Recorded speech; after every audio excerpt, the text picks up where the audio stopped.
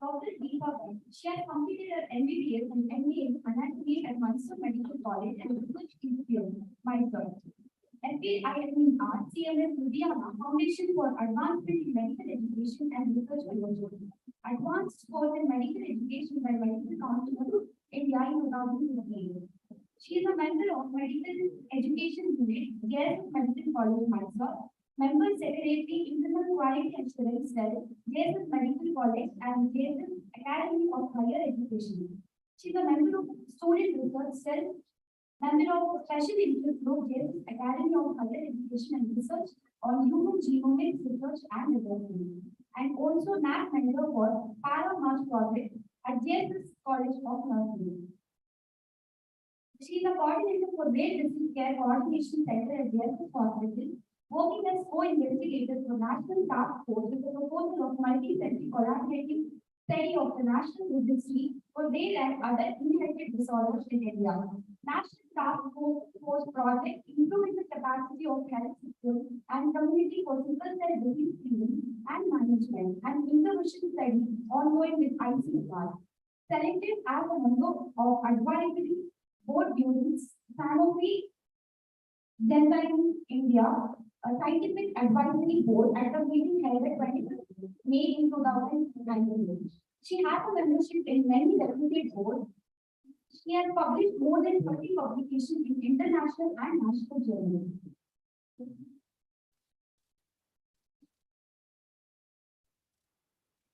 I'm audible. Am I audible? Yeah. Yeah. At the outset, I would like to thank the Department of Studies on Genetics and Genomics for providing this opportunity, because I would rather say maybe I was so excited listening to Ramchandra sir's talk, because many of the things I can correlate. One is on the applicability and coming back to the researchers. And I'll give you an example. Like, because research and clinicians are like husband and wife. Each thing can be great, but each has their own specific role to play. Nobody can replace the other. So with this, I also would like to have this as an interactive session. So I'll put the pictures. You can even on the distant diagnosis, where you can even try to diagnose what that particular case would be. So I have taken consent for utilization of pictures where and also gratitude to all these patients who are the backbone for all these research. Without them, the department itself would not have been possible. And as Sir said, ethics. I will really say ethics is very, very important part of any genomic research. So we need to do good. But as a core principle of genetic counseling is beneficients, do good, non-maleficients, do no harm. So if you are doing an ethical practice, then I think both would happen parallel.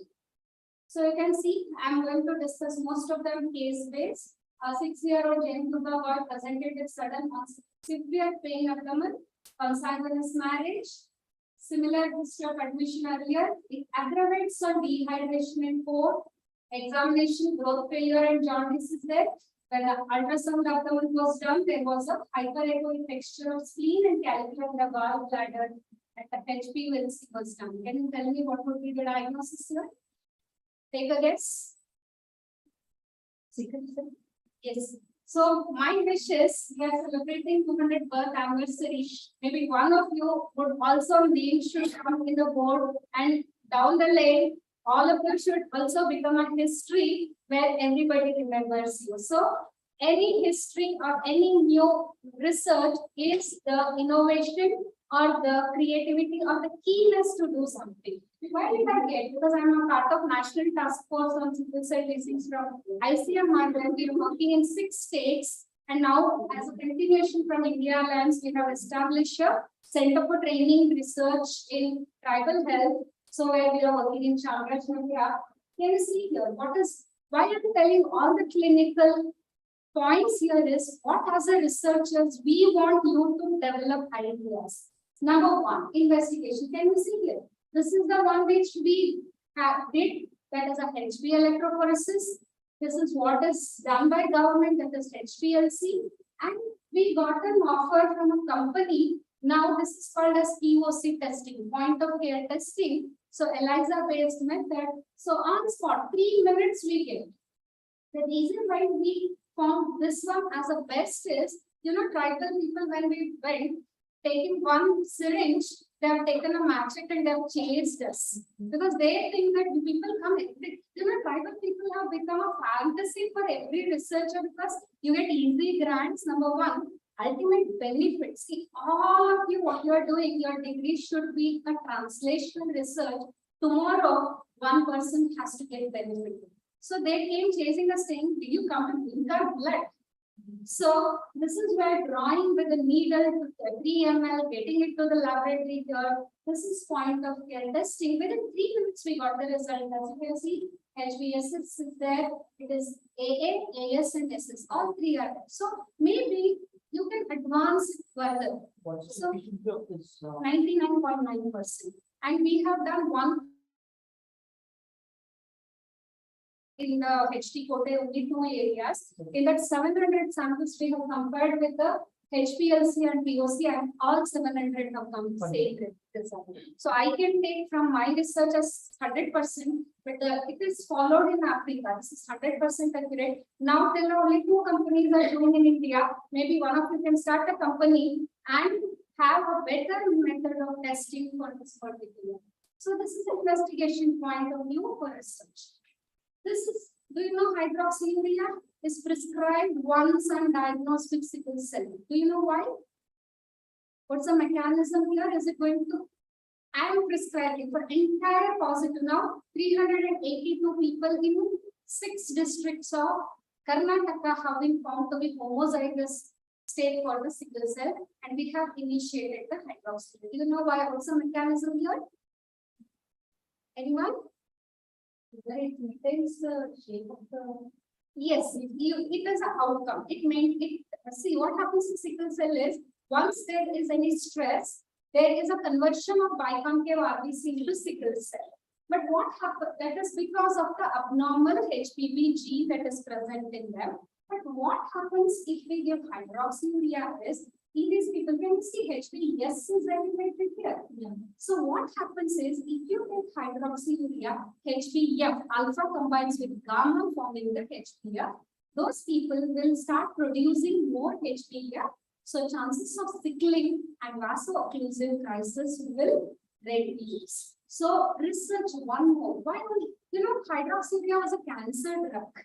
It is used in treating. It was an accidental utilization they observed. So maybe now all the targeted research is focusing on how to increase HPV. Even we are working with Tata Institute of Genetics and Society on a CRISPR-based technology to increase the HbF levels. So alternate pathways. So one of your research could find some drug or work on the pathway or mechanism which will increase your HbF levels. Continuous usage of hydroxyurea. Yes. Could the damage? No, we have tried. We are working with Dr. Jenna, who has been working from 25 years in Qatar. So he has found till 20 years he has been following longitudinally. Till now, they don't even have renal function and liver function. And we were fearing that it can be given pregnant females. He has done even studies on pregnant females without any. Like we have to outweigh. If I don't give, can she die of the vaso-occlusive because she's continuously taking? Suddenly she becomes pregnant, stopping vaso-occlusive crisis. Last week we lost one patient because she had a stroke. The sickle cells blocked her brain, and by the time we took her, the reason was we gave her hydroxyurea. She thought, what is the use? Now the cold season has increased, the triggers have made her more over this. Now, the easiest disease to target is sickle cell because it's point mutation. Several thousand diseases we are targeting. Where should I go? I get one patient who is having a mutation in the same gene at a different exon, and another patient with the same history, different exon, same manifestation but a different. How many should I go on targeting? That is where Orphan Drug Act is still not coming in India, because how many genetic diversity in India is making it difficult to develop a treatment for each one of these mutations. But here you can still work on the gene therapy component. The take home message is This is the simplest disease. Still, though we are researching, recently last month in Paris, there was a sickle cell conclave. Everybody came and researched everything, but still I have 38 patients in one place, but still they're suffering. Who is so ultimately, if you don't alleviate the symptoms, what is the purpose of having a fantasy conferences everywhere without the benefit of the patients who are actually suffering? Okay, and I also went recently the hematology department in AIMS New Delhi, where the doctors are speaking about, yes, we will go for bone marrow transplantation, we will do that. One question I asked, have you ever entered a tribal area? No. Then how will you understand? So it is not only you are dealing with genetics, you are dealing with genes, you are dealing with all the softwares, bioinformatics. Beyond that, there is also a human touch to it and also a psychological issue. You know how much stigma when I have to reveal this. Last week I had a couple who came, husband came first, then the wife came. Why? Because the husband's family has a spinal muscular atrophy. So he came first. My wife said, doesn't know anything, ma'am, please be careful. I'm scared that the baby inside might be affected. Can you please tell? So, you know, the things we as a counselor face is far, far, far beyond the testing what we are going to do. So, second one is, this is one of the success stories. I think this conference we presented this child. So newborn, 5 days old, came with severe convulsions. You know, we had to give 3 anticonvulsants. 3 anticonvulsants. Still, the baby was convulsing like anything, as if there is some short circuit. We tried the maximum. We had to give almost an anesthetic dose. And second degree consanguinity, can you see ammonia is so high? If this much high, your brain cells are going to die within a day. But luckily, our neonatologist is so good that immediately we took them for dialysis. The baby was taken to dialysis. Next day, the ammonia level was just 200. Baby is still there. I am 100% I'm going to say that this baby will not be normal. But still, it was some kind of success. And PMS and GCMS, that is what we do when we are suspecting the inborn error in metabolism. So it was found to be a neuroceptive. Why I want to say this is the baby is still surviving. Why? Because we are giving a diet specific to this child. Pristine Organics is the only company in India which produces this inborn error in metabolism diet. You know, 5 years back, we used to get it from a company called Abbott. One box used to be 10,000. Can you tell a coolie or a farmer who comes, this box comes only for 10 days. As the baby grows, that is not sufficient. You can't give mother's milk. You can't give cow's milk because everything is a protein. This is a specific box without the protein, specific amino acid which will get converted into ammonia. So we get a lot of inborn errors, whether it is organic acid areas or so many. I have almost seen in JSS many in citrullinemia. Many have seen. What you read those, you start getting those cycles in biochemistry. No, everything. When you go back and read, no, it appears so fascinating. Which is that area where it is going to get affected. So this is a company which produces now. Pristine has come, same box has become 800 rupees. Can you see the difference? So you can be one of the researcher genetically modified food, which could be the production of a milk box, which is minus the amino acid, which is harmful. So we get every category of amino acid disorder, urea cycle, OA. Every diet is available now, but only one company which caters to entire India. So the research should be focused. Yes, we have skin allergies. So immediate management, production of diet with harmful amino acid. You know, one more fantasy, we got one child who came with very severe big spleen. His hemoglobin was 3.6. He has gone to so many hospitals, no diagnosis everywhere. And when he came, always you should have a vision to do a head-to-toe examination. One of the findings which I saw was his cornea was white. Okay, then I thought because the expertise here is not sufficient, he went to Vellore, I referred to hematology. But the problem is traveling. You have to wait for a long time. I took a chance and we did the whole exome sequencing. we got to conclude it as a case called as cytosterolemia, where the problem is the baby, the child, whatever food he takes, plant products are getting converted into a cholesterol called cytosterol. I didn't detect it in the lipid profile because cytosterol never comes in the lipid. We get only triglyceride, LDL, VLDL, HDL. Phytosterol doesn't come at all. Okay, that is where. And what the funniest part is, we started treating now the child, we stopped him with no plant products. He's so happy because 24/7, 365 days, he should be only on non-veg diet. No veg diet at all. But to my luck, he was a non-vegetarian by birth. So now once we started this with there is a drug for this, only a few hundred cases are seen in entire world. And this, we started with a lipid lowering drug. Now within a year, his hemoglobin has picked to 7 grams from 3.2 and his spleen has totally reduced. And another thing is his cornea has become very clear. That was a plant steroid which had got occupied and his performance in the school has improved. So what I want to say, the diversity. And one more I want to share is, we put a pedigree so nicely, no?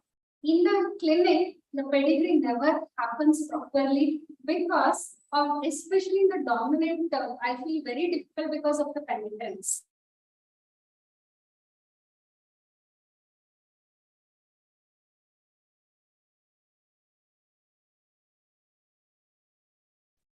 Anything? A child comes with both the lens dislocation, so which is a commonest diagnosis. Yes? Yeah, one of them.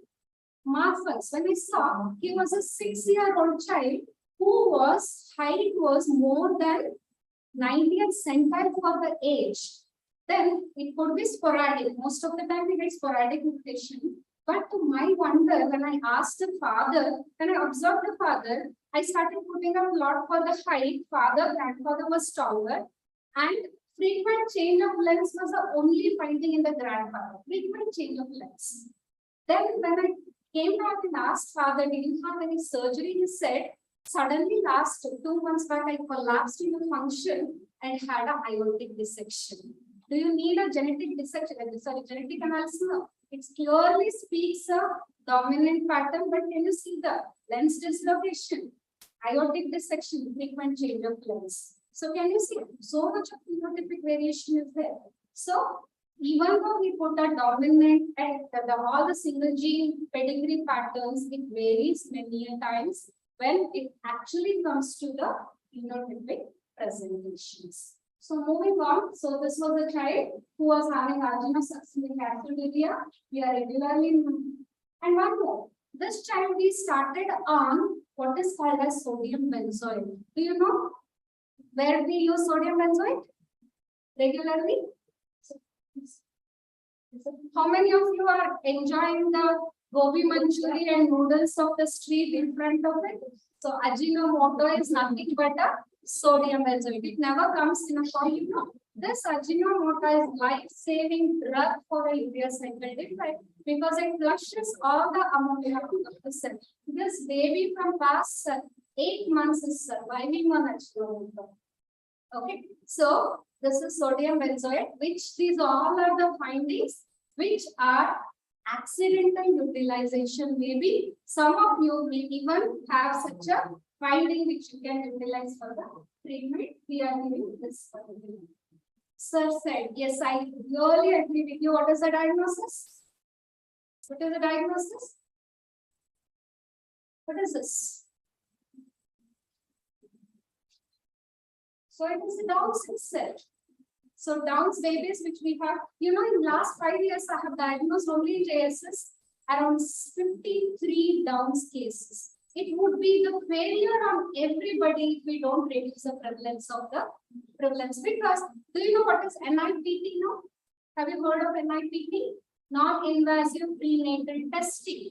So at 10th week, a lady is pregnant. At 10th week, take a blood of the mother which will have a cell-free DNA, cfDNA, which is circulating. Take it within 10 days, you will get to know, at least in India, 5 disorders with 99.9% accuracy. You can tell rise to be 13, 18, 21, and sex chromosomal disorders. Elsewhere, still many more are. Even antibodies can be detected when such a test is available. You know, the worst is I get from IT company. So one more researchable. Is there anything to do with the stress and the non-disjunction? Yes, because I've seen young mothers and even why not paternal factors? I've seen paternal age as well as paternal stress, number one. Second observation what I have made is that these are common. Any abnormalities are common when the female goes for ovulation induction. When they it is, I would, if I say something, it would be negative on the part of the medical fraternity. Yes, very much. Nasal bone and the pregnancy, anything scan itself. And now, you know, the marker test. I had gone to Railway Hospital as one of the awareness talks. There, when I spoke, why can't you get a marker done? Double marker, they said, when we say them, they themselves are not motivated to get a marker test done. They say false positives are more, it gives more of a fear than this. So, but I would say having one child born is more dangerous than. So, there is a need to create awareness. So, ovulation induction, I have found that you are forcefully going against the nature. Probably we need to research something more on ovulation induction and associated chromosomal abnormalities. This is one more. Can you see? Though it is Down syndrome for a doctor, but for me, first case was 47XX21. Second one was this. Third one was this. Do you know the difference? So the recurrence risk varies. You know, one over 5 years, I think this baby on day 5 died because of tetralogy of Fallot. It was a mama's marriage only. So when we detected, mother was a carrier of balanced translocation, which I have to tell the couple. So they went and spoke. The next OPD, girl's father comes running saying that my son-in-law is going to divorce because she is carrying the translocation. Somebody has told you will never have a normal child, so you will. So that is what happened. Then I called the entire family and said, if you not get a second normal child, then think of divorce. Do you have any other problem between you? No. Then what is the problem? It's only translocation which is creating. So if you have a next normal child, then divorce. We have so much of advanced technology. Amnio is there, NIPT is there. One double cross check with animal karyotype or CVS karyotype, or even higher investigations are there. So now they have 2 children. So they're still living together. It was only the translocation which was creating the problem. So right, we are communicating. Now, if they have 21, here it was 21 and 10, but if there is 21, 100% there is a recurrence risk. If the translocation is between 21 and 21 at that time, never go for a repeat pregnancy. One of the either male or female should be a donor, ovum donor or a sperm donor. So this is where same disease, you know, and I wish someday some of you will do a research so that the extra 21 chromosome will be silenced. So that is what I wish one day, which happens, you know. I have one of the paper on quality of life among Down syndrome parents. You know, there is no school that still, luckily Mysore has 12 and 13 special schools. What will the peripheral people do? They can't keep it at home. They can't send to a normal school. What is it like? They don't die, but every day they have to live. So these are the areas if you research and bring something different, maybe it will be a great benefit to the family. So next would be, this is the brother and sister from the same community who is sickle cell. What I want to tell in sickle cell is out of 380, I have few who don't. At 60 years, no symptoms, but homozygous. I have one set of people who are having excessive hemolysis. That means they will come with anemia. One set of people who will come with pain, and pain. That is vasopressin. Same single point mutation. Why so much of phenotypic variation? Is there anything in epigenetics? Is there something beyond?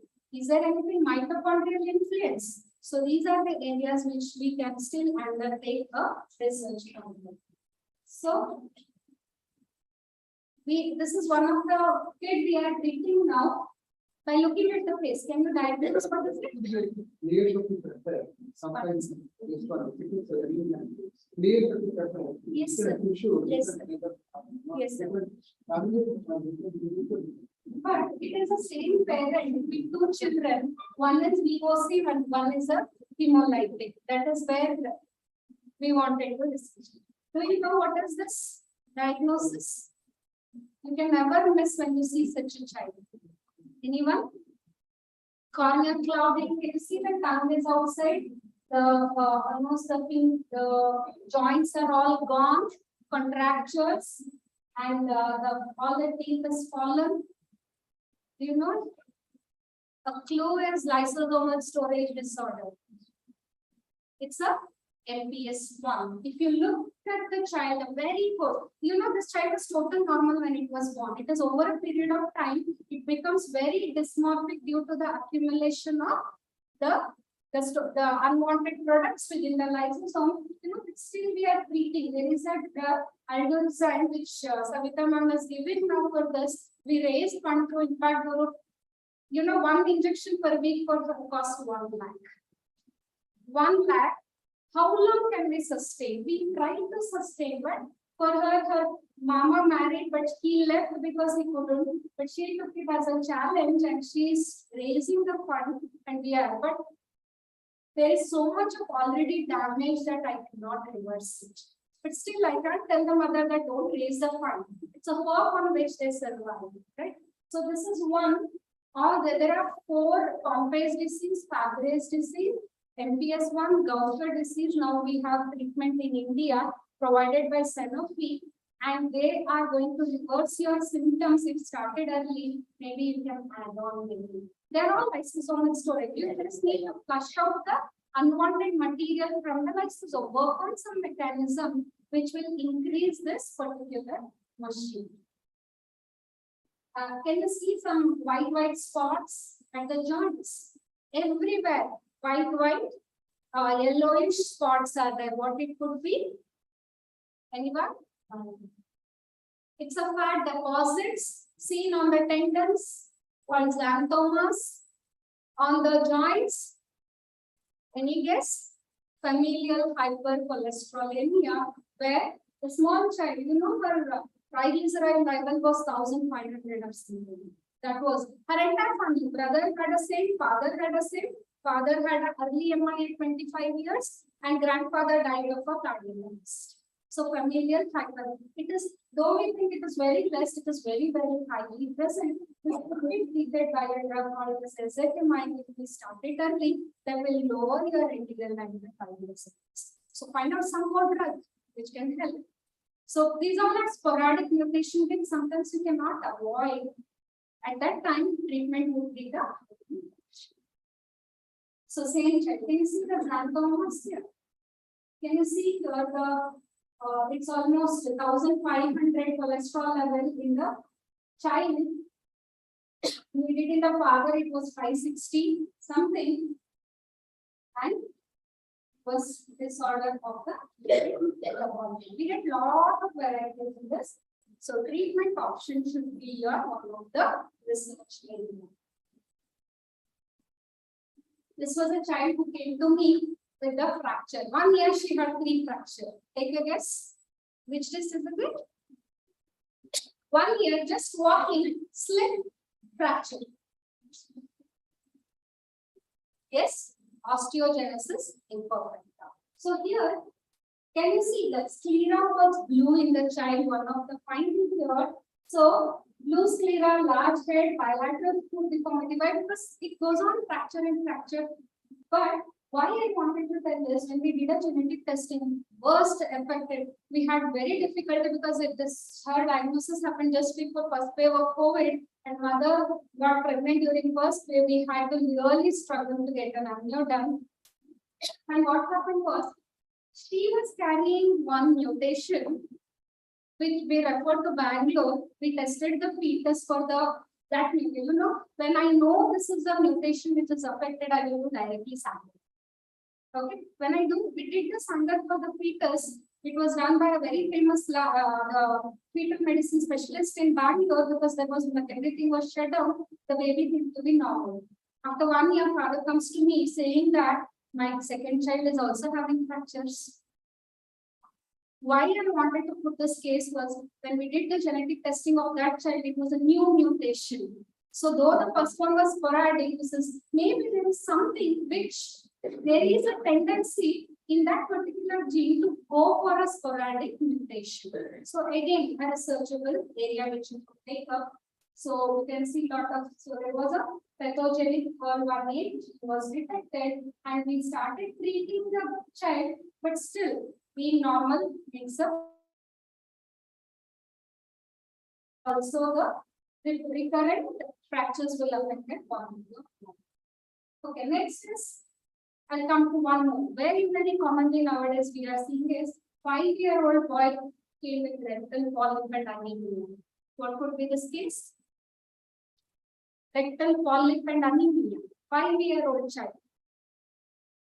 So this came to be heterozygous pathogenic germline cancer mutation. So it was the familial polyposis colitis. That is one of the cancers which nowadays we are very commonly, not only BRCA which causes the mutation, the hereditary, there are 53 genes are there which are as for Lynch syndrome. Okay, so many Leaf-Romani syndrome, so many syndromes are there which will have a detection to be done. And also there is something called as incidental finding. I come for a genetic testing and ACMG has given a guideline that when I do my other, suppose I'm doing for myself the thalassemia and accidentally the laboratory detects that I am prone for some cancer, NF1 mutation, I'm supposed to report it. So this is called as incidental finding. So you will say so that you will go for a regular surveillance, you will go for a regular screening so that nowadays the cancer genetics has really improved a lot. So some research to your cancer, I always give an example. I have 2 children. One is very good, obedient and following. One is totally uncontrolled. He is doing all unwanted. Both are from the same mother, but one is a cancer, one is a normal. So is there anything I can control? Yes, that will work through your genes itself. So do some research where you are able to control the uncontrolled action of these cells. Thus, in turn, you're going to treat the cancer. So another research will be that the rectal polyp is it restricted to rectal? No. So yes, if an oncologist refers to me with a rectal polyp, I know the germline because 80% is somatic mutation, 20 is germline. If it comes to be the germline mutation, there is no point in doing colectomy because next time he will come in a higher place. Yeah. So we have seen such cases which comes in every other place. At that time, chemotherapy would be a better option than a surgery. Why put in for an unnecessary pain through removal of this entire column? So that is where your genetic testing will help to decide what is the. So BRCA, if positive. If already breast cancer is there, you can prevent the spread, but BRCA mutation positive and treatment will be beneficial if you do even before the development of cancer. That is where all your genetic evaluation will happen. So as I said, this is one more child. With NPS1, this child came to, this is now successfully treated with a bone marrow. We raised 20 lakhs for this child through keto. And this is a child, you can see.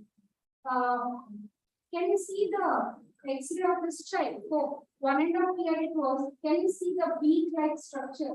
This is anterior beaking is a sign of a disease called Morqueus, that is MPS4E. Okay, so immediately they planned for a next child. That child, HLA typing and matching was done. But that didn't match, they went for one more child for the sake of BMT. That child's HLA matched. They have done the BMT now. We have sent now the enzyme assay to see whether there is any improvement, but symptomatically, child has improvement. Okay, so treatment options will be this. So this was, you can see that there is a reduced level of enzyme. So this was MPS 4. So one please. So one more very interesting area is mitochondrial disorder. That these are there. Recently, I had a child who was 6 months old, only 4 kgs. The concern of the parents is the baby is not gaining weight. Okay, so then when we did the testing, everything came to be normal. But when we did the TMS and GCMS, the Krebs cycle metabolites were elevated when we retrospectively ordered the lactate. Lactate levels are indicators of mitochondrial activity, which is very high. Then in India, in Gregor hospital, they have developed a method that is FGF 21 levels, fibroblast growth factor 21, which is one of the marker of mitochondrial disorder, which indicates that there is some defect. Heteroplasmy is there in one of the gene. Can you see with the only autosomal lines, but mitochondrial disorder can also. But one thing good with this is we started a child on very high dose of riboflavin and CoQ10. These are the drugs of choice for these children with symptoms, especially if the child has so beautifully. One child, mother came and told the neurologist had started so many drugs, nothing happened. Only after we gave that CoQ10 because it reduces the reactive oxygen species. So this is where your underthinking from different angles will make a difference. So many diseases you can see deafness, MELAS, SMHL. So these all are there which are a part of it. One more. So this is one which I want to. Can you see this? What is this? What is the commonest cause for male mental retardation? Yes, fragile legs. Okay, it's a fragile legs. This is a classical phase where there is a contraction of the muscle and the muscle tone has increased, that is myotonic dystrophy. This is cerebellum. Can you see the normal cerebellum here, shrunken cerebellum? We get very commonly this spinocerebellar attacks and cases. All this, the problem is the clinician directly orders a genetic test, everything comes normal. What I have given, exome sequencing, NGS I have given, normal, but very classically there is. The problem, what is common in all this? It is the triplet repeat. Every disease, can you see here? Fragile like CGG repeats are more, Friedreich's ataxia GA repeats are more. So here it requires a pp-PCR than the triplet repeat PCR rather than the NGS. So I have chosen the wrong list. So clinical diagnosis is very important here to see that if Fragile X is suspected, you are not doing karyotyping, you have to do the triplet. One more common observation we have found. If a child is having, or a female is having premature ovarian failure, that means if you do the ultrasound of her egg and the number of eggs are very less, usually she is a carrier for this triplet. So you see that more than 200 repeats is required for a pathogenic Fragile X. Female will be 50 to 200. So in between. So this is a case. So as I said, what is genomic imprinting? So this is silver hustle. We had a case which was always diagnosed as albinism and they tried with NGS, but here we need an MST. What I want to say that it's not always NGS. There are different testing methods which these all can be developed in the laboratory. Hope the Department of Genetics can start with the CCMB we are sending now. So if even the genomic here department can start this, we can make it as a diagnostic services here. So CDMB and CCMB are offering in India now. So this also it will be a recurring financial income also, and on a smaller, because outside it costs 7,500 and they charges 3,000. So it's really great with a good quality. So can you see this? This is Prader-Willi. This is Beckman-Friedman. Okay, so these all are imprinting uniparental disomies. So that besides, so you should know. Can you see this girl? There is a deafness. Both the iris were of different colors. Can you think which disease it is?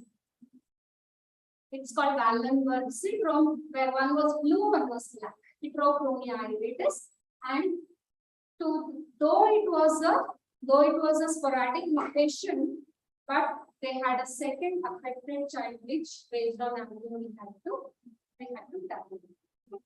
So this was a recessive. So the second child, likely, you know that in the report we have benign, likely benign, BUS, likely pathogenic and pathogenic. Because the BUS is really problem. So segregation analysis is one which really mandates to convert it into a pathogen. So this is one.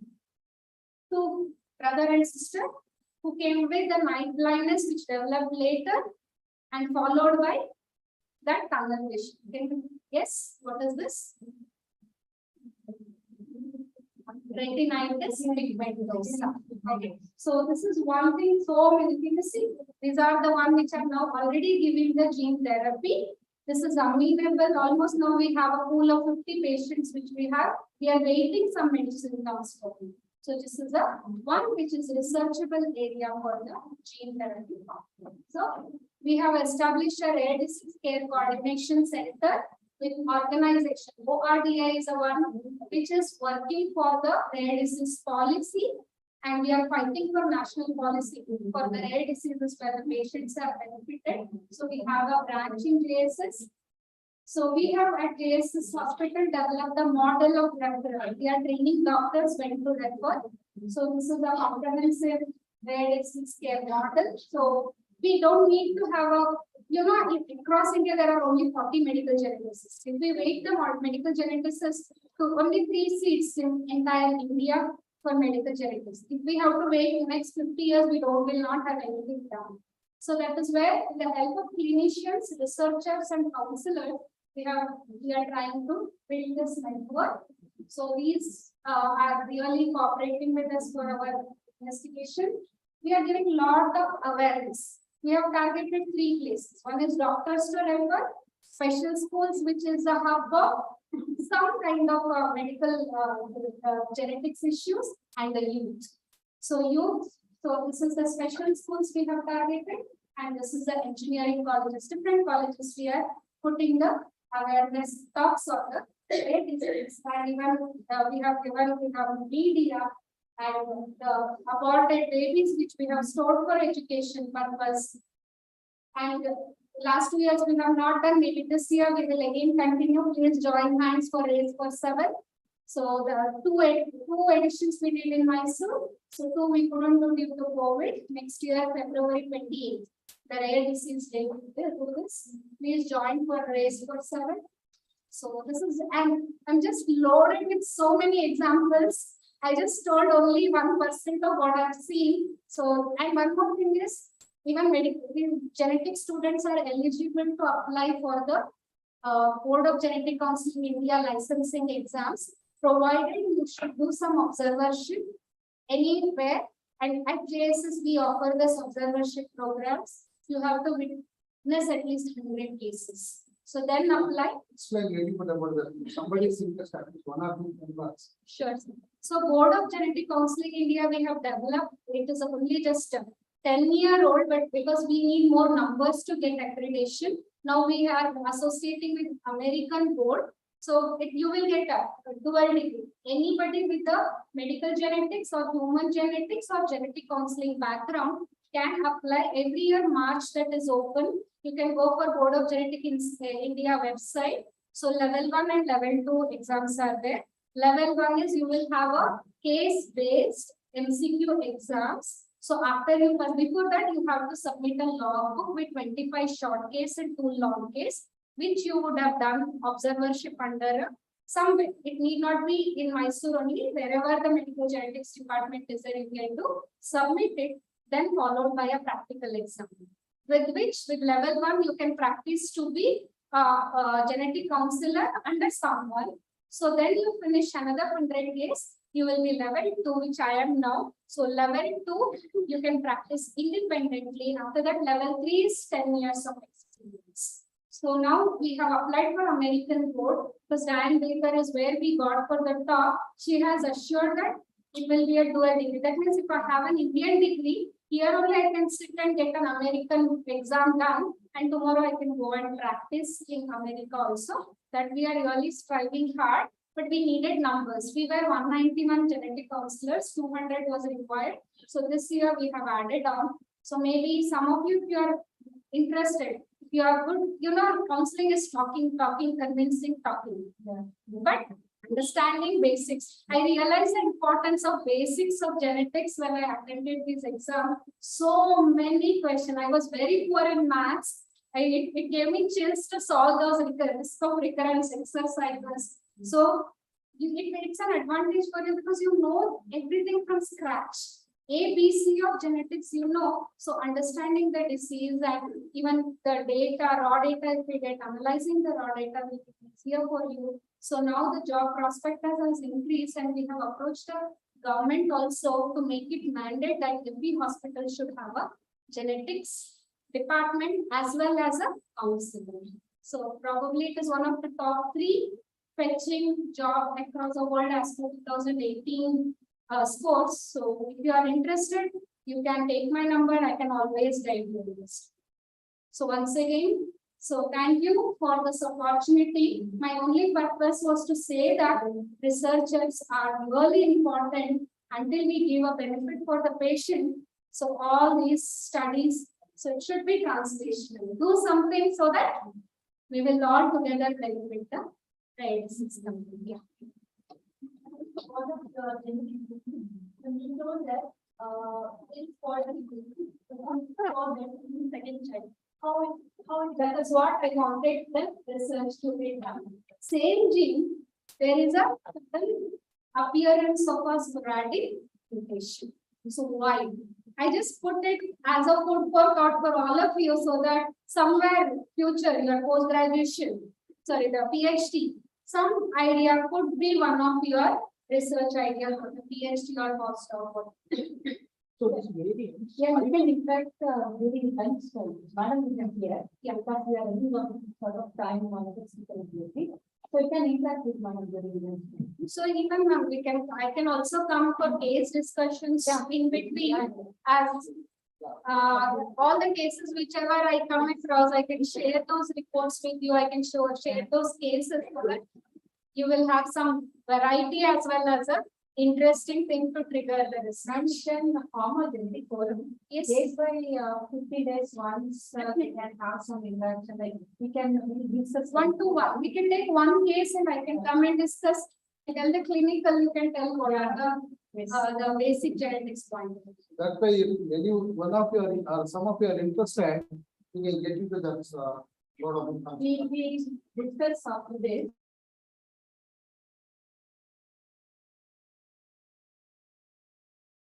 We gradually develop and we have many activities to that one. Sure. Thank you all. Thank you very much.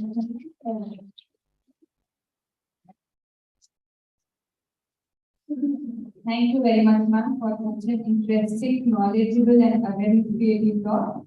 Up next, we'll have talk by Dr. Ravindra P. sir. I call upon Litika to the introduction.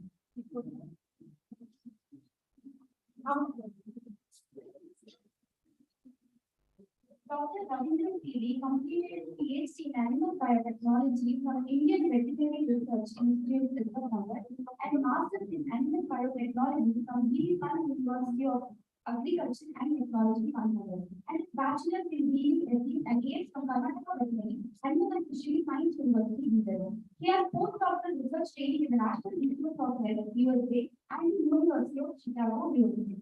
Dr. Ravindra has over 30 years of research and teaching experience in the area of immunopathology, molecular biology, bioactive compounds, and gut microbiota interactions in the context of diabetes, obesity, and neurogenomics. Translational research focuses on developing formulation processes and products for immunity, obesity, diabetes, and endurance exercises. Currently has 6 grants, 2 from the CSIR, 1 from the DPT, another from the SERB, 1 from the Karnataka government, and another from the RBI Mysore branch. He has published 45 research papers in peer-reviewed journals, including Nature Medicine, JDC, Eli J. Viral, science reports, vaccines, etc. He has given over 30 invited talks. In addition to the research focus, he is on the editorial board of a number of peer-reviewed journals and is the editor for a special issue in vaccine, oxidative medicine, and cellular longevity, etc. He is a recipient for more than 30 prestigious awards and honors, including the most prestigious appreciation letter from the Honorable Prime Minister of India, Shri Narendra Modi ji, for good work and contribution to COVID-19 mitigation strategy.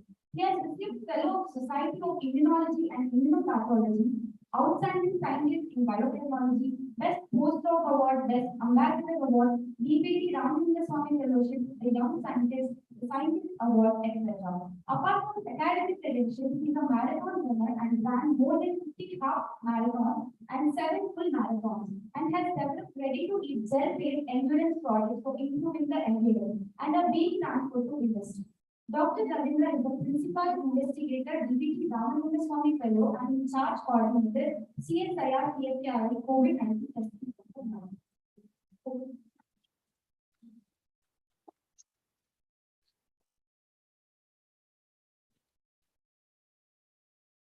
Good afternoon, everyone. I think I am audible because I know that when the mind is discovering because we can't see more things. So, first of all, thank you very much for such a nice and very collaborative discussion working.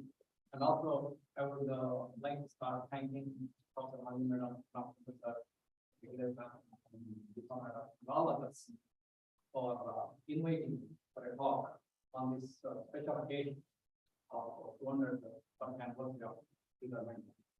And also, of course, I should also thank all of you for coming here and sitting in good seats for lots of time. So, and I hope next maybe half an hour or so, I would be able to convince you that why genetic, as Madam said, genetic counseling or genetic profiling is very important in the context of achieving what is called as.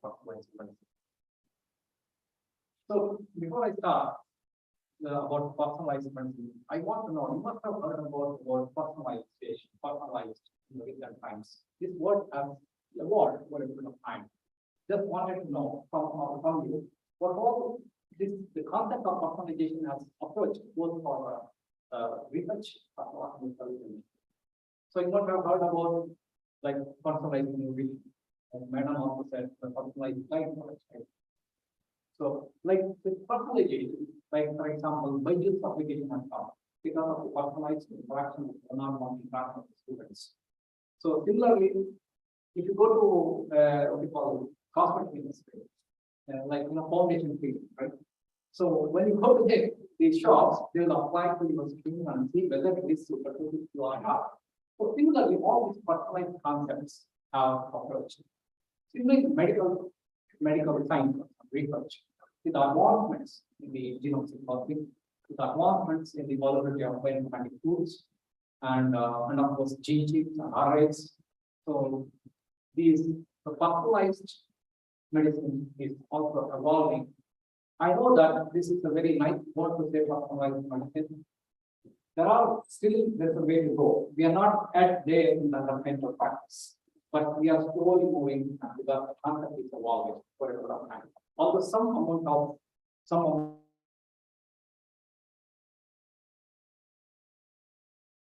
that's way to go.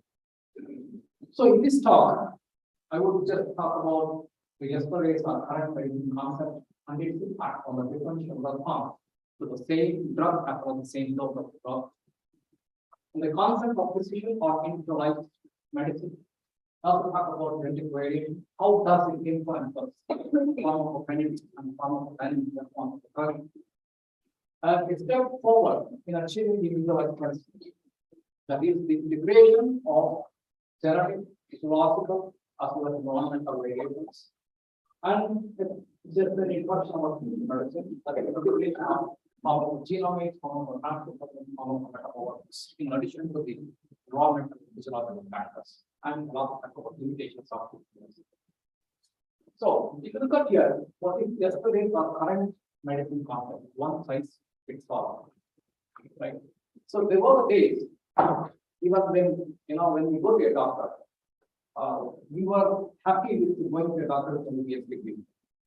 Now, the concept of super specialization is increased. We would like to choose a doctor who has done MD in some kind of specialization. Not only MD, again, we go to a doctor who has a super specialization, EMC, specialization. So this the super specialization is slowly evolving. Now, if you look at this particular set of people, these set of people could be from a different geographical region or could be a different religion. When, say, for example, these set of people are in the endemic area of Malaysia, there's a particular drug in same drug or same dose of the drug is given. So some people, for the drug, some people, the drug will not be toxic, it's good. So drug is not toxic, but it is beneficial. For some set of people, drug is toxic, but not beneficial. For some set of people, drug is toxic, but beneficial. For some set of people, neither drug is toxic nor beneficial. Now, this is the set of people who are living in the endemic area of Malaya, and the same drug is given, and you see that this differential response in the different set of people. So why do you think this differential response is observed? So why do you think this differential response is observed? So answer is why? Yeah, it could be SNPs. Of course, it's a normal genetic variation. All dogs work on genetic variation. Of course, because of genetic variation, it's yes. So but however, you have to understand when they go to the doctor don't have a choice. Doctor don't carry a personalized or genetic profile of individual. Neither the patients carry their genetic profile with them. So we thought the doctor mostly rely on the symptoms, rely on the laboratory diagnosis, and based upon that, he's going to prescribe medicine because he doesn't have a choice, because he doesn't have any genetic profile. So when it is prescribed, then you can see the differential response in the different techniques. Of course, as I said, that the doctor also relies on the physiological and neurological process. And of course, he's going to treat, but because he doesn't have parts. So the mounting evidence suggests that it's not only the component of physiological and environmental factors, but the genetic component equally contributes or substantially contributes for a differential response and observed different set of people in the same drug or same dose of the drug. So the whole goal of picture personalized medicine, the whole goal can be divided into two, goal 1 and goal 2. The goal 1 is to understand how genetic variation between the people or between set of people will bring about the alter the drug response or will affect the pharmacokinetic response of the drug. If the drug is prescribed, how does the genetic variation in the patients will impact on the pharmacokinetic response? And also how genetic variation contributes to the pharmacodynamic response of the drug when same drug and same dose of drug is given to set of people. So this contributes to the differential response. And the goal 2 is that how genetic profiling will help in reducing the drug associated toxicity. How genetic profiling will help in addition to the integration with environmental factor and the physiological factor will help in reducing the drug associated toxicity, and at the same time will enhance or will optimize the benefits of therapeutic. So what is achieving the goal of individualized medicine? So what is the impact of personalized medicine? Why do we want to focus? Why is personalized medicine is evolved? Why it is evolved?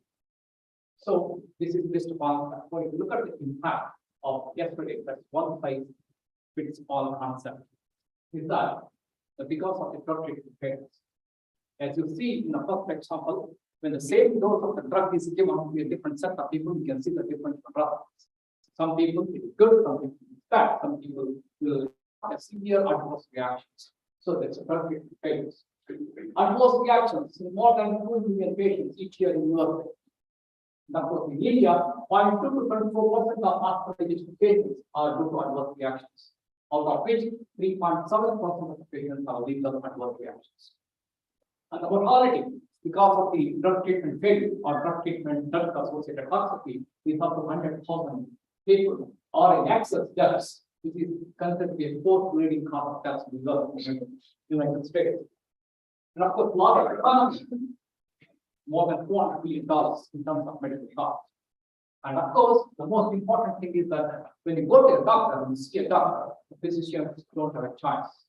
So the take home message later on from this talk is like everyone, we should be able to carry the genetic profile the way we always carry our resume, and of course, like our marriage profile, we should also carry our genetic profile in the doctor.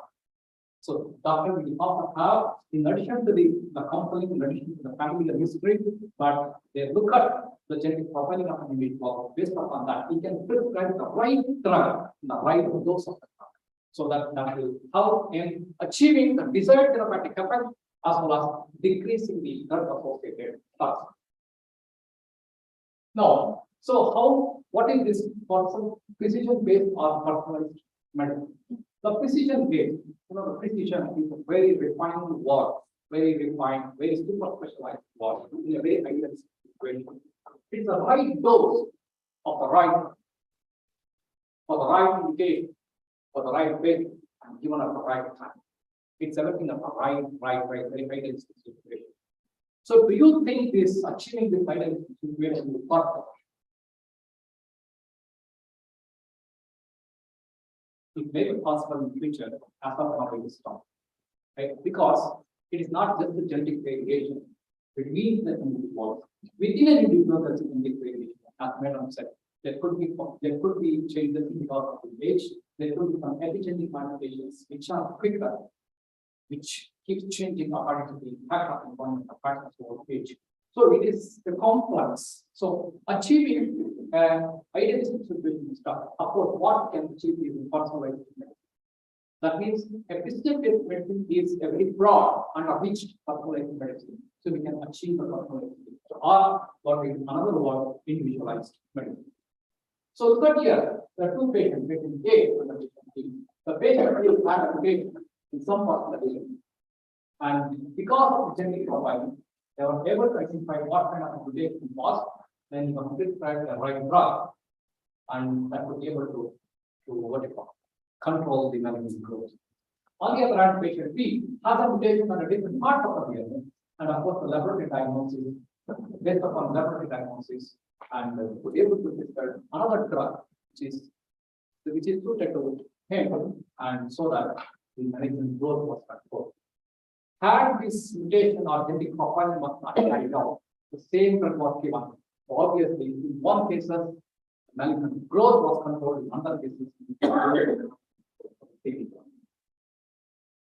now, to understand this individual or to achieve this individualized medicine, what is important, as I said, what is important is understanding the pharmacogenomics. Understanding this two-way interaction with the drug, how drug affects the body metabolism and how body affects the drug metabolism. It's a two-way interaction between the drug and the body is very important. So understanding this concept of two interaction between the drug and the body metabolism in a generalized body is called pharmacogenetics. So pharmacogenetics is about how individual genes and its allelic variation affects or response to the drug, whether in terms of efficacy or in terms of the pharmacogenetics.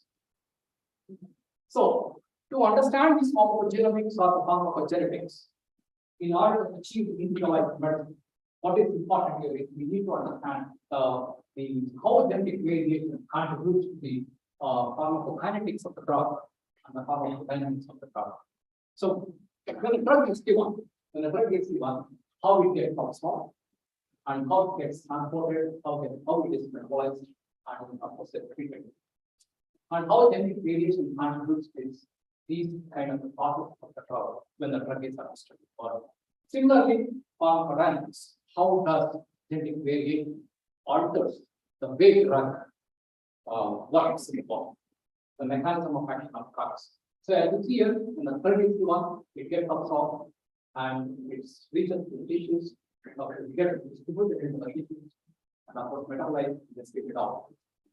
And at the same time, it reaches the site of action, it will do this, the the effect pharmacological effect, either in terms of efficacy or in terms of cost. The studies have shown that the variations, genetic variation, makes the people to be a slow observers, slow metabolizers, and a fast metabolizers. Genetic variations among the individual. The studies have shown that this genetic variation contributes or classifies the people as the fast metabolizers or the slow metabolizers. Suppose when a drug is given, a particular drug is given to a patient who is a slow metabolizer. So what happens? Since he is a slow metabolizer, the drug keeps on accumulating the phosphorus for a period of time. So in such people, the drug has to be, the dose of the drug has to be decreased. At the same time, fast metabolism. Since he is a fast metabolizer, when the drug is given, it gets metabolized quickly and eliminated in the body, eliminated out of the body. Then you may not be able to achieve the desired therapeutic concentration in the body. In such cases, we have to increase the dose of the drug. So this genetic variations contributes and classifies the people as fast and slow metabolism and also ultra fast metabolism.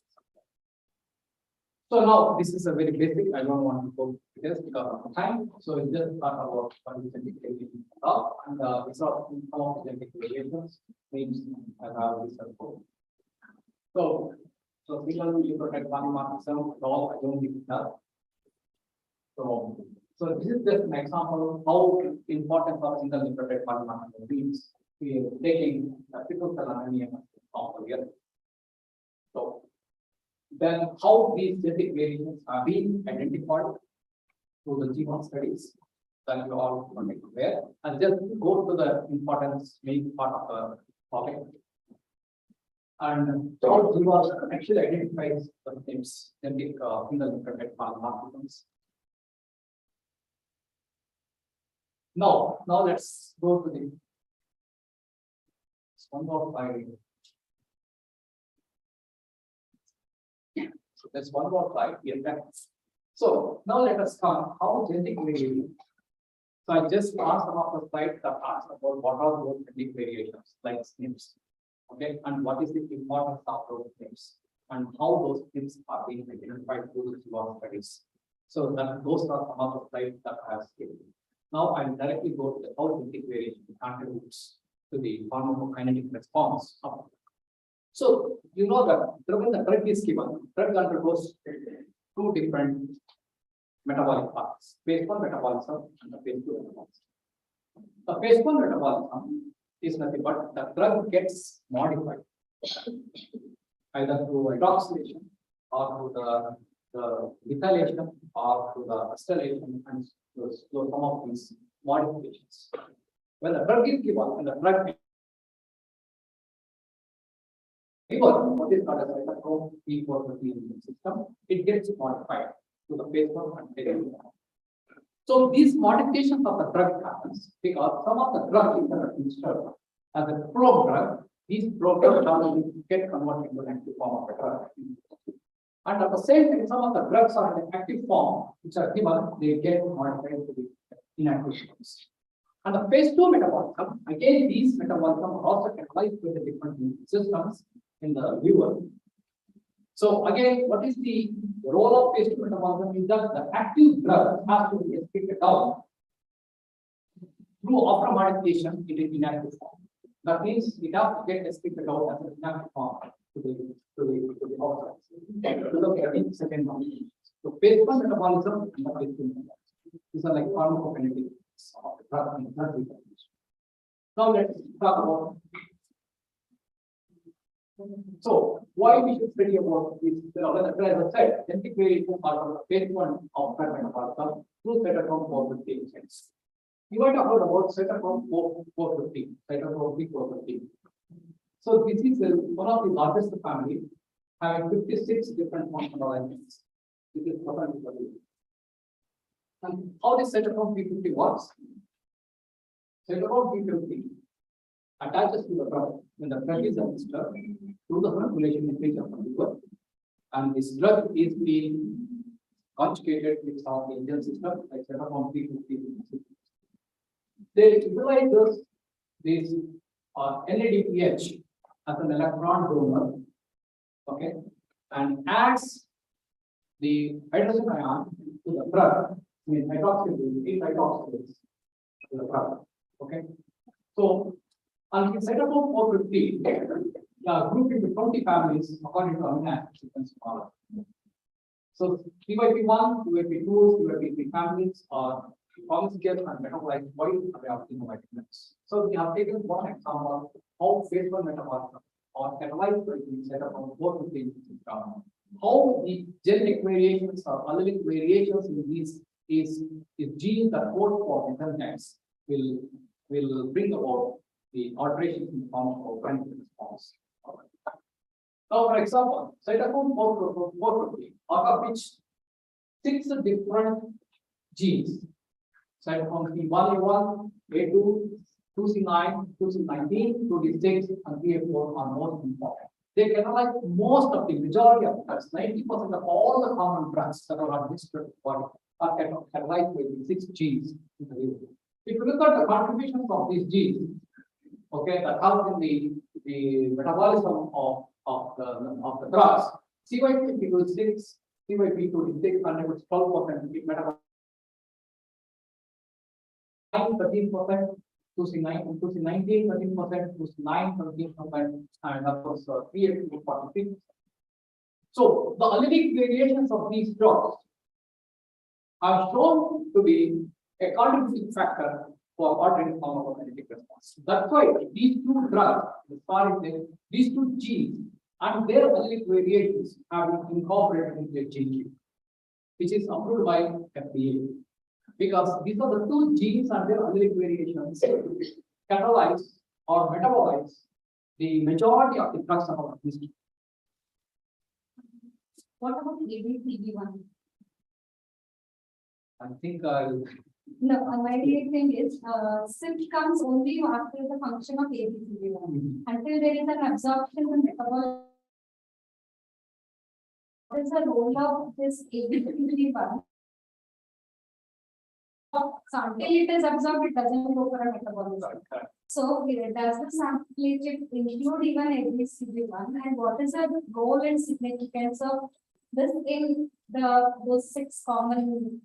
Actually, you're right, but because this is a kind of a data that shows where Only after absorption. yes, only Most of the drugs are metabolized with the But only everything comes only after absorption. But how will we ensure that the drug absorbs? Because whatever the drug we are doing, it's that we are able to see the bioavailability and the absorption of the drugs. And it is very well proven that if these 3 gene variations in the LNP is there, then the metabolism of the drug is going to be that is very well so PDM also holds good to analyze these particular components. So anyway, so these two genes as well as their allelic variations have been incorporated into the genome. And remember, to the variations, the phenotypic change. Not all the SNPs contribute to the phenotypic change. So, for example, if you look at the CYP3A4, it metabolizes the 43% of the drugs that have been administered. But as it has more than 28 SNPs associated with it, but this does not translate into significant phenotypic change. So, such genes have not been incorporated. Only those genes where SNPs have a significant influence on the phenotypic change in terms of altering the pharmacokinetic response of the drugs have been incorporated in gene key and have been used to for specific profiling of an individual before a particular drug and those of the drug is administered to the individual. Now, for example, here CYP2D6 gene affects the metabolism. So it affects metabolism of more than 70 drugs. Again, if we go to the like a Mendelian theory of loss of heredity. So if you look at homozygous dominant, the normal metabolizer, again heterozygous reduced metabolizer, and of course homozygous recessive poor metabolizer, and the normal one on the next order is the alpha of metabolizer. Based upon these allelic variations, the individual are defined. So the poor metabolizers, as I said, the poor metabolizers, they metabolize the drugs slowly. and their dose have to be changed according to their genetic profile. Unless we do the genetic profiling, we will not be able to classify the different set of people, whether he is a food or a food metabolizer or fast metabolizer or metabolizer. That's where genetic profiling is important to attribute or to achieve the goal of individualized medicine. Now, for example, here they take a food metabolizer. When the drug is given at a different time in the world. So if you look at the plasma concentration of the drug, the plasma concentration keeps on increasing, it might lead to the toxic levels. At the same time, when the same drug is given at different time in the world to a normal user, as a cell is normal, so it achieves the desired level. But in the case of ultra fast metabolites, so when the drug is given,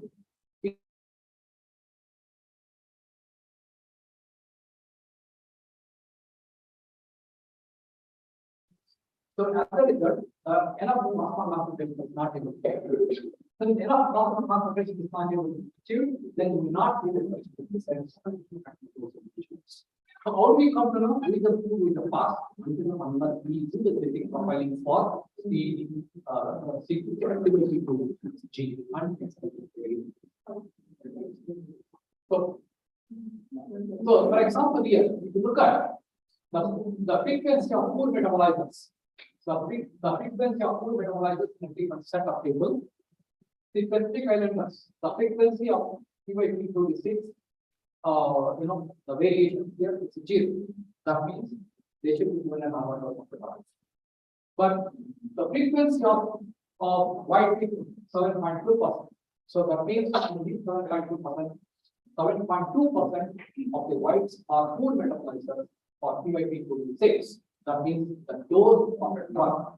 I will come to the which is the drug because there are many drugs of being, as I said, PYP26 gene, the code for an enzyme, catalyzers or metabolizers, majority of the drugs. So you might ask about those drugs. So I'll come to the next slide. But when you are giving a particular drug for white people, their dose to be decreased because the frequency of food metabolizers is 1.2%. And at the same time, if you look at the Asians, the frequency of food metabolism is just 0.5%, so they can be given an order of drug. At the same time, if you look at here 15.7% in terms of variation in the CYP2C9. So that means if you are looking at, so we have to decrease the particular dose of the drug which are metabolized by the enzymes that are encoded by CYP2C19 or on allelic variations. So what is if you look at these drugs are actually kind of metabolized by CYP2C6 the gene that enzymes that derived from are encoded by CYP2C6 or allelic variations. So these are one of the drugs which are just some drugs here. So now you can say, if you look at the different set of people, Saharan people, African people, Asian people, they are being classified based upon their genetic variation or allelic variations as good, fast, better, fast. So if we can give the same dose of the drug or the same drug, will you expect the same response? So probably not. We can't expect the same response. So that's why genetic profiling is necessary to achieve what is called as individualized. Okay, now I'll give an example here. How this is like a clinical case here. So codeine is one of the drugs, it is a weak hormone. When the codeine is given and it gets converted into metabolic conversion into morphine because of the enzyme that is encoded by CYP2C6 to move the alkylation process. That means it's the result is the methyl group is removed and I have as a result, the potency of the codeine increases tenfold. So this conversion, as I said, is applied by the gene or the enzyme that is encoded by CYP2C6. So allelic variations in CYP2C6 is obviously alters the conversion of codeine to morphine. So in the case of the poor metabolites, so the poor metabolizer, so there is a poor codeine to morphine conversion ratio because he is not able to metabolize. So that is not able to bring the change of adding the toxic opium. So as a result, it's a poor therapeutic. In the case of ultra-fast result, there is a gain of functionality. As a result, it might be the rapid of state. That is, the rapid formation of conversion of protein. Now, here, so in the case report here, a death of a full-term healthy male infant 2 weeks after birth. So here, the baby had extremely high blood morphine level. Mother's breast milk contained extremely high levels of morphine. And mother was prescribed with a combination of codeine and acetaminophen after birth for physiological pain. Of course, she was prescribed with a normal dose of it. She was not prescribed an overdose, but she was prescribed well within their range. So high concentration of morphine was passed to the baby via breastfeeding and baby was released. So thing is that you see mother was administered with a normal dose. Since the genetic profiling was not carried out because before the administration of codeine to her. So what happened is, since the mother was found to be mother after genetic profiling, mother was found to be an ultra-fast metabolizer when she was prescribed with a normal dose of the drug, and she would be able to convert all of the codeine into morphine. And that morphine was transferred through the breast milk to the child infant. So infant died because of the overdose. So that was only known, that came to know only after genetic profiling. But without genetic profiling of that mother, when the same dose of another dose of a drug was given, and the baby, had she been genetically profiled, then they could have saved the baby from conflicts. So that's how the importance of genetic profiling to classify individuals as poor or fast. So now another thing is that, as I said, the phase 2 metabolism. That is, when an active drug is found there in the body, it has to be get out of the system. Again, the same is catalyzed by the different system of cytochrome. Again, the variation, in the allelic variation or gene or their allelic variations, because all these processes are catalyzed by enzymes. Enzymes are nothing but proteins. So proteins are encoded through the mRNA. So the allelic variations contributes to the changes in the protein, changes in the enzyme activity, or changes in the enzyme level. If the SNP is present in the coding region of a gene, so what will happen? The enzyme that is produced will be dysfunctional, or the enzyme that is produced could be aberrant. If the SNP is found in the non-coding region outside the coding region, so as you know, the outside the coding region will regulate the expression of the gene because of the binding with the various constitutive factors of other regulators or coactivators. That in that case, an enzyme development is or maybe they are produced. So similarly, when these variations in the genes in different enzyme systems will again contribute for how the drug is gets out of the system. The variations will affect. Suppose if the variations in the individual leads to the accumulation of the active form of drug in the body. So such variation will contribute to the phase 2 metabolism of the drug.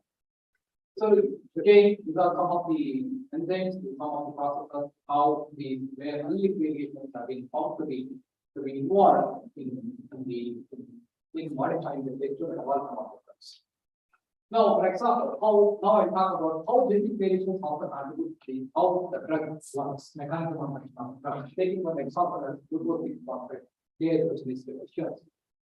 So if you know it is why we are studying, this is one of the classical examples to study how genetic variations affect the pharmacodynamics of how the drug works in the body.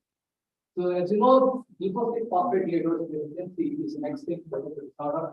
Why the specifically it is seen in around 400 million people worldwide, and 10% of the are deficient. So, explain with the mutated gene located on the X chromosome is all about the divide.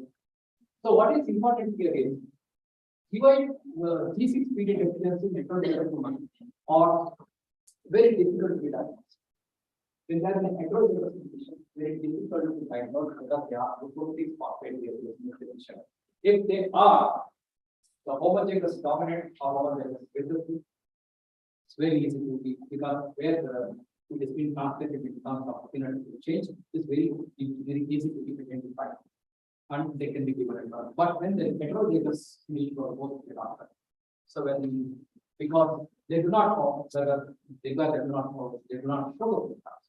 There it's very difficult to be diagnosis of glucose phosphate deficiency heterozygous is very difficult and large part of the groups is usually missing. How this works? Glucose phosphate deficiency, as you know, in the case of exophosphation, it converts glucose phosphate into 6-phosphoglutamate and it provides us NADP to produce NADPH. NADPH, as I said, NADPH is used to produce glutathione reductase. So you know that glutathione reductase is one of the antioxidant driven protein that is produced in the RBCs and that will protect the RBCs from the oxidants. Now, when there is a glucose phosphate dehydrogenase deficiency, in the case of heterozygous asymptomatic individuals, so there is less enzyme activity. As a result, less NADPH is produced. Less NADPH, less DHC is produced, and there is increased phosphate expression. That means susceptibility for phosphate expression increase. When such individuals, take for example in a malaria, the people in the malaria endemic area, the people who have this glucose phosphate deficiency with the heterozygous individuals, when they are given with a drug, anti-malaria drug, they do not show the symptoms, but they are being given as a preventive therapy. When these drugs are given to them, and those individuals undergo severe hemorrhage. The reason is that unless and until they are being genetically profiled for the variations in the glucose phosphate dehydrogenase deficiency,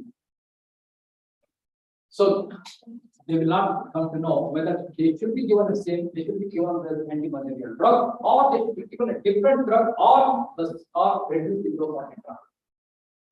So when such individuals are given, instead of correcting the malarial problem, they will end up in getting this hemorrhage because they don't have they have this deficiency and they suffer with oxidative stress. And you must also remember there is less NADPH. When the drug is given, first of all, this NADPH has been neutralized for modification by the cytochrome P450 enzyme as an electron donor in the phase 1 metabolism of the drugs. So again, there is a decreased amount of NADPH. There is a double decrease in the amount of NADPH by utilization of cytochrome P450 as well as because of the deficiency of glucose phosphate dehydrogenase. So when there is a deficiency, when such individuals are given the drug or same dose of the drug, they will end up getting a benefit instead of end up getting the toxicity. So these are some of the drugs where the known to cause hemolysis in the glucose 6-phosphate deficient individuals, because these are some of the common antibiotics and common drugs. So that's why genetic profiling is very important before a drug is prescribed.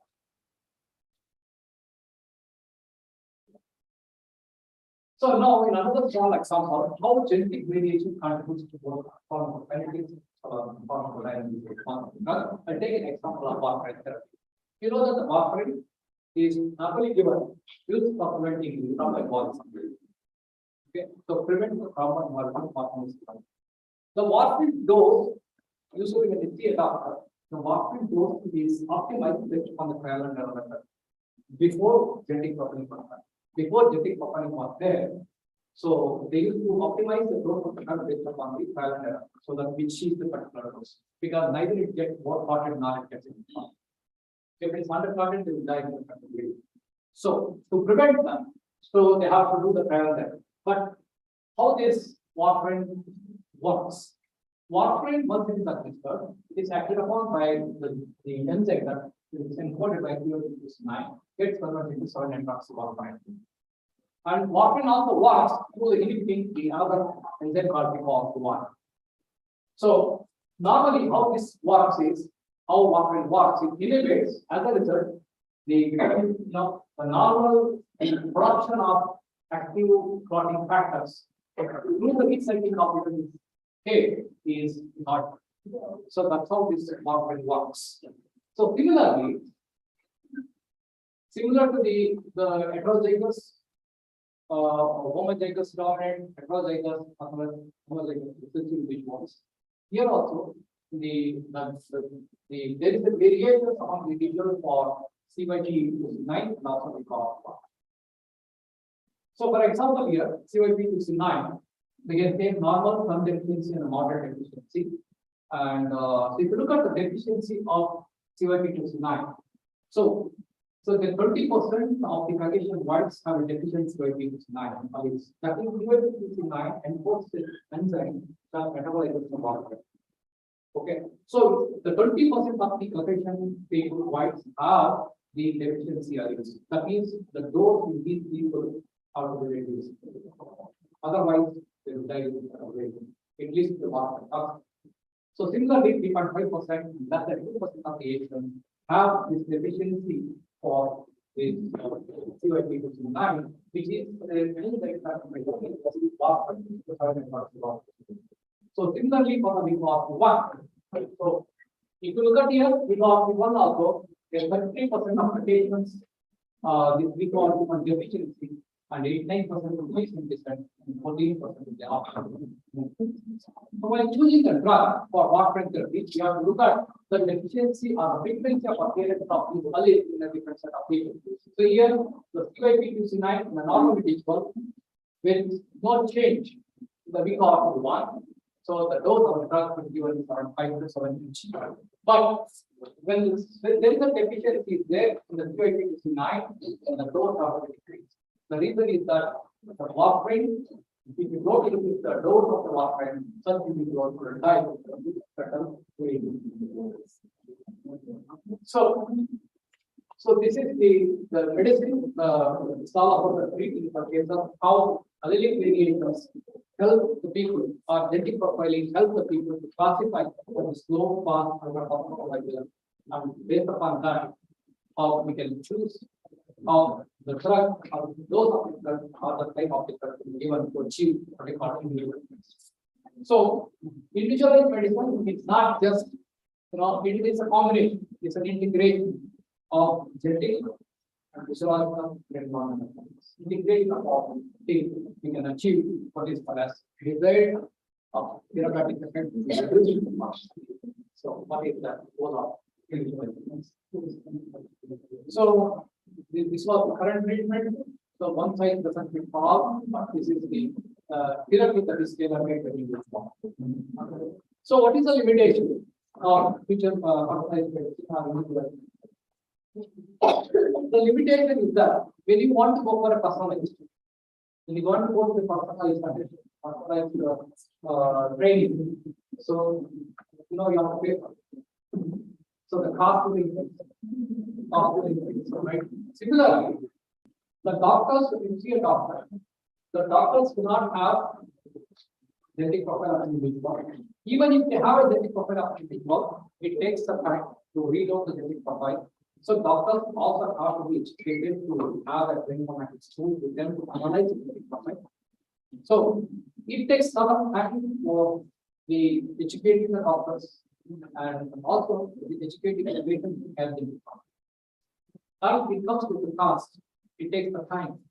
So these are some of these things, maybe over a bit of time this cost will come out.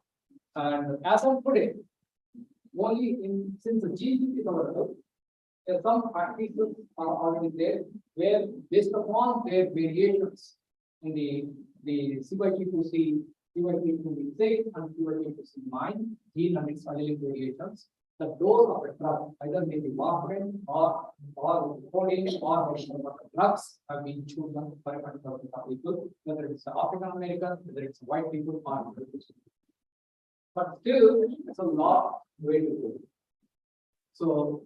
So there are so many diseases. There are so many diseases where Madam has listed out. For all the diseases, we do not have a genetic profile. We do not have a gene sheet to know whether a particular dose of a drug or a particular drug is used. So every individual so still it's a rule. So what is future ready? So to achieve, leave it about the particular still we are not yet achieved, but if you go to the future prospects, because again it gets complicated.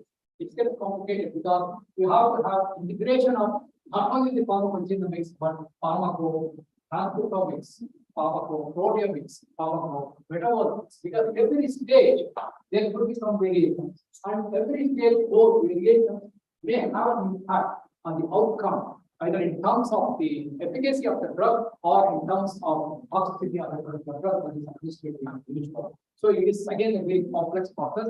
Hopefully, let us reach. We started from the Mendelian, then slowly started with the advancement in the genetics, then started with the genetic counseling case report. Slowly we will reach to the personalized medicine, and slowly we will reach to the decision-based medicine, incorporating the weight of all these variables into one factor. So there is a process. We slowly evolve. So we are tending towards, since the biological system is being dynamic, we tend to evolve to achieve what is called a sufficient. Thank you. Thank you very much.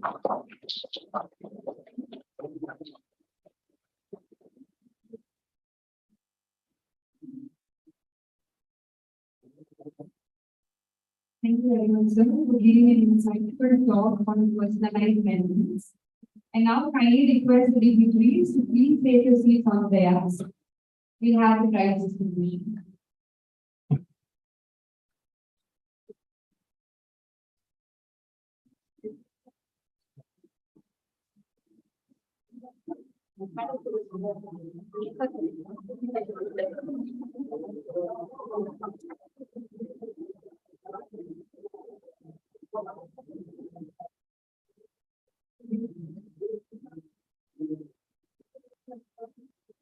We'll now have prize distribution of written quiz competition held on 23rd of July. I request Dr. Fatima to announce the winners.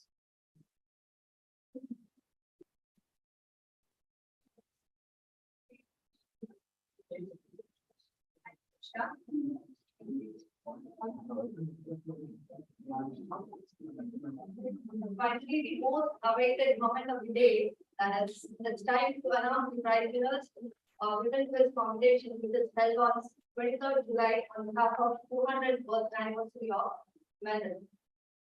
We had 26 teams from different centers, PD centers, and Mysore.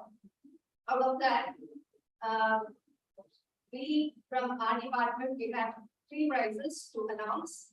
First 3 prizes. So I'll start with the first prize. I request Professor Edwin Gregor, sir, to hand over cash prizes with certificates to the first prize winner from Dawson Genetics and Genomics. Please give a round of applause. Yeah.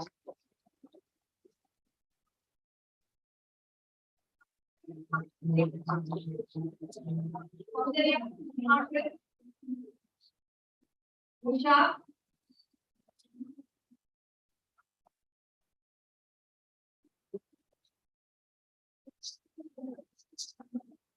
And they are distributing the cash prize of 3,000 rupees.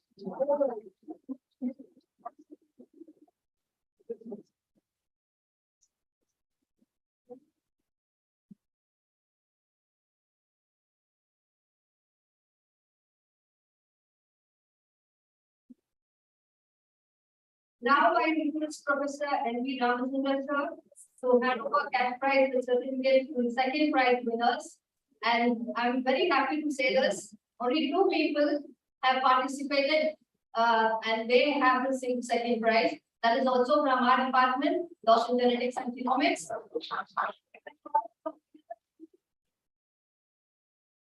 And Janaki.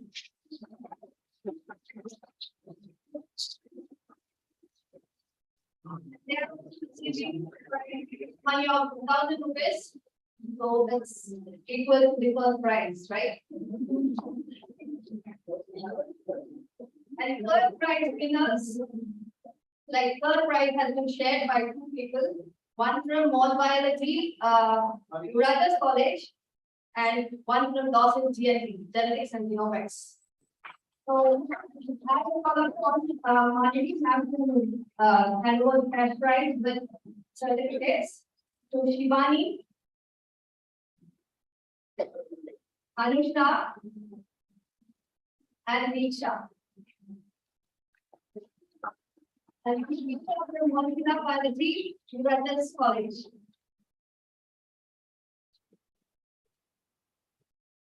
Please give them a round of applause.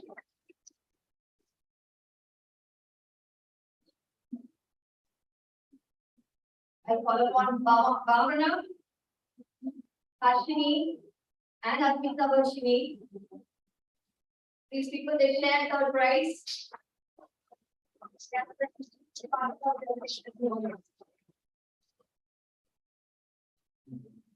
And all these people are junior students.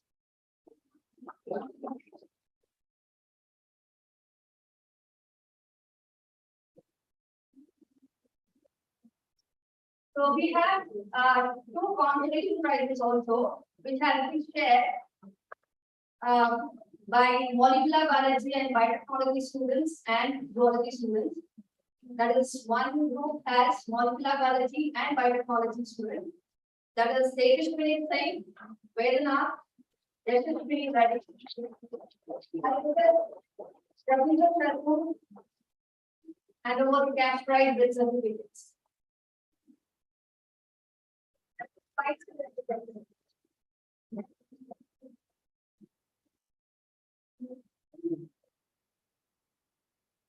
I call upon Lavanya, Varsha, and Yoga Lakshmi. These people are from Dawson Zoology.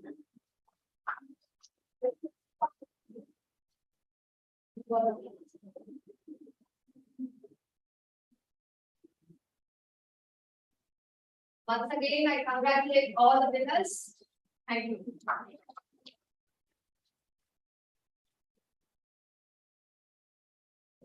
I now request Dr. Chaitra P. ma'am to deliver the vote of thanks.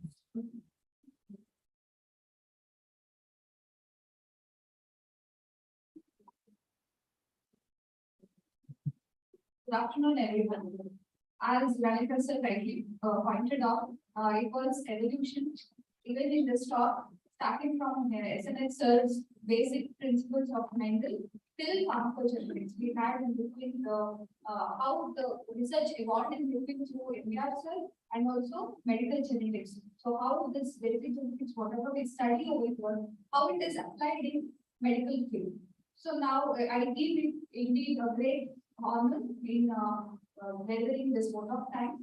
I thank Professor Mendel sir for coming over here in spite of his busy schedule, and also he has postponed his minor surgery also. Thank you so much for coming here and enlightening us. Thank you.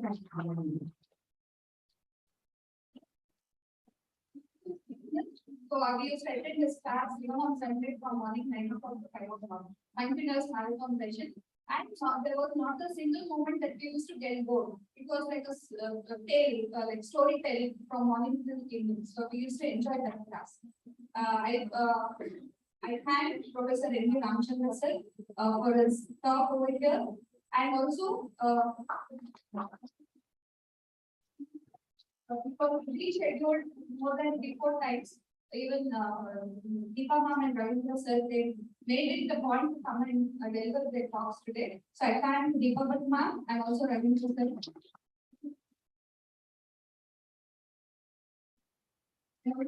Professor S.S. Malini ma'am. So every now and then she will be motivating us to conduct such talks and she is to inspire us. Thank you so much ma'am for organizing this talk. The ICD department for supporting us for the UOM live. It's going on online. So thank you so much. And teaching and also non-teaching staffs from our department and all the students, and also I congratulate again all the prize winners, and thank you for coming over here. Thank you so much. The lunch now, and I request all the students to be over here. Ma'am wants to address you guys. Thank you so much.